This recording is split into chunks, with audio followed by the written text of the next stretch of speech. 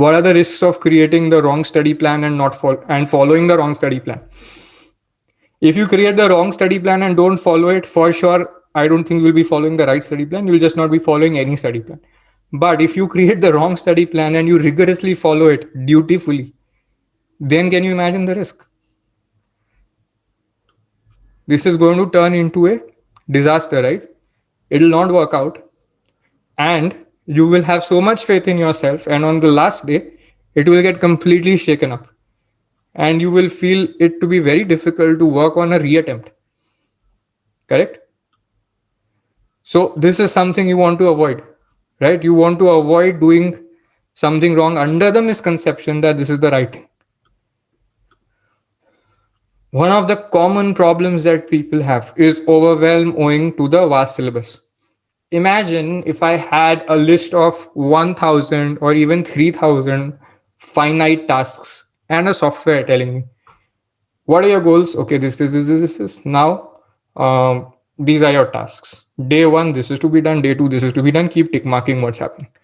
Okay, then what happens? I don't have to think about everything because the software has planned it for me. I have to focus on what's next. But today, what is happening for the judiciary exam? The subjects are listed out. In some judiciary syllabi, the subcomponents of the subjects are also listed down. But what to study in that, what not to study, where to study from. If somebody could even tell me that these 10 books I should study and I'll clear it, that also would have been a big relief. Even that is not there, right? So I'm left to figure out everything on my own. Okay, it's not just the studying part that I'm having to figure out. I'm having to figure out where to study from, what to study, how to remember, how to measure progress. Okay, a lot of these are managerial, administrative, strategic roles, and I'm not going to be tested on it. Do you think the exam is going to test me in those 3 hours, 2 hours, whatever number of hours I sit for the exam? I'm not going to be tested on my capacity to plan, to measure all of that, right? These are all preparatory ingredients. Okay, but yet these are the things that are going to make a difference on that day. However, what I'm going to be tested on that day is how well do I know the syllabus? Can I reproduce by my memory? Can I write the correct answers? Can I write clearly enough? Is my English grammar correct? Am I up to date with GK or general science wherever it is prescribed? Am I speaking in a mature way to the interviewers? Do I show enough substance? Yes, you can do this together, but do not assume that the college preparation is preparing you for judiciary. You will need to take up additional preparation. Mostly in college, what do people focus on? Attending college, maybe doing projects and classwork, and last minute preparation for exams. But if you start to prepare on your own for judiciary, okay, or on your own or with the help of a coaching, whichever way, and you seriously do it, in about 15 days, you will cross the college syllabus. After that, there will not be any parity between you and the college syllabus. So then there will be two parallel tracks. Okay. And you will have a separate study plan for judiciary. Whatever is going on in college will go on like that. But what happens then is that you're already much smarter than what is required to crack the exams in college. So you might probably make your judiciary exams the base, like how people do in class 11 and 12th when they're preparing for IIT. They already know way more things than what is required for their class 11 and 12 syllabus. Okay, so all they need to do is at the last minute of the exam, they need to take a small break to revise that and then give the exam.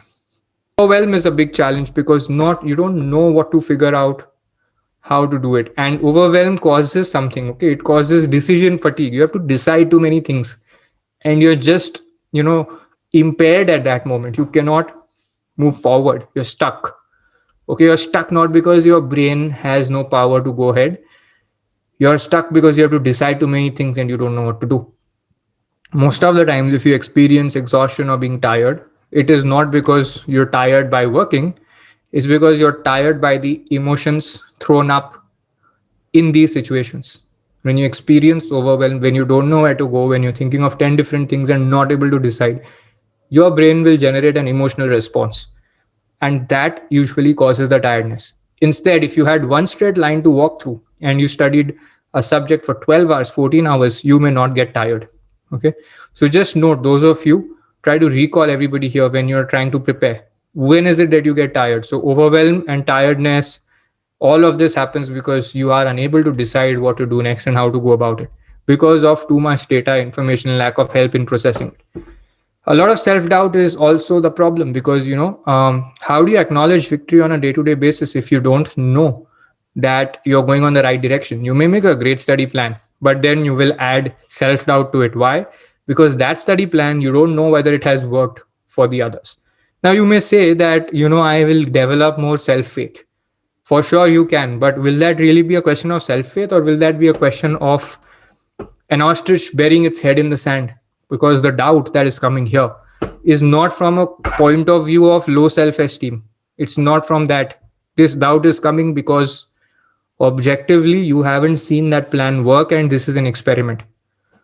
Okay, so you're basically doing a laboratory experiment, trying to launch a rocket going to space, when and there's a competition. Okay, so lakhs of people are trying it, and you are trying an experimental method to crack it, and there are a lot of other people who are trying to figure it out using proven methods and techniques. Okay, so that divergence creates a self-doubt. So decision fatigue, I covered it with the overwhelm. These go together. Overwhelm is like you just have too many things, and decision fatigue is that, like, the exhaustion you experience after having to deal with this. So what is causing the decision fatigue? Let's review. Let's review the kind of inputs your brain has to deal with.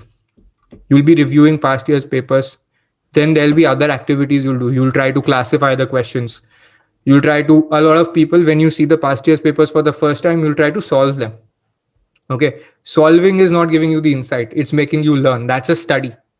But when you review and identify insights, that's going to tell you how to prepare for the whole 3,000 or 4,000 hours that you prepare. So that transition doesn't happen. For those of you who try to do it, there is a struggle, because right now you will not be able to classify questions into different brackets and identify important trends and identify the direction in which papers are evolving. Okay. And this will alone take time. So you can do that. But then if you're doing this, you will not be able to start preparing. So it will take some time. You need to budget for it. And you will lose out time. Definitely, if you say it's a competition, there are lakhs of people competing and you need 4,500 hours to prepare. This is going to be additional time on that. This is going to be over and above that. Study plan creation is going to be additional time. So you will be reviewing, then creating this. Then you will have to follow the plan. This is not easy. Okay. I'll give you an example. There's a workout I have. If I have to work out every day, I just am not able to do it. Okay. If I work out with a downloaded training program, I am a little better. But the problem is that I have the workouts and all listed, but I have to keep juggling between my computer and my phone, playing. Then I use Alexa to time my workout every minute or every 5 minutes, whatever the workout says. So I need too much, I have to take too many actions for a single exercise. Another thing now I started doing is I took a yoga app which plays everything on the mobile screen. So now I just blindly follow what it does. Okay, now my effectiveness with that has gone up. I have said that, every day I will do this for 20 minutes and that's all I do, but I can put it all inside one place and follow it. So the app tells me what to do and I do it. So having to follow the plan is not easy. It's very tiring, but this is actually your job.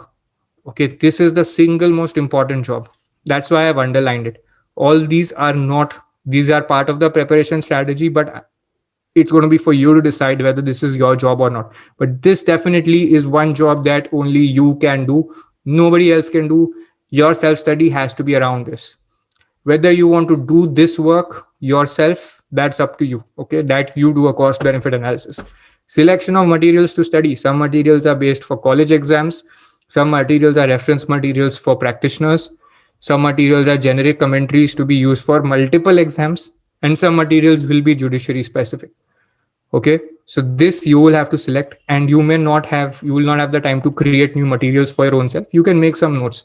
So you may spend some time sifting and filtering materials which are generic, reading those, and then extracting what is relevant for judiciary. Okay, again, a lot of additional work. You're not just studying, you're doing other tasks at the same time. In many ways, you're multitasking when you're supposed to do only one thing. Measurement of progress.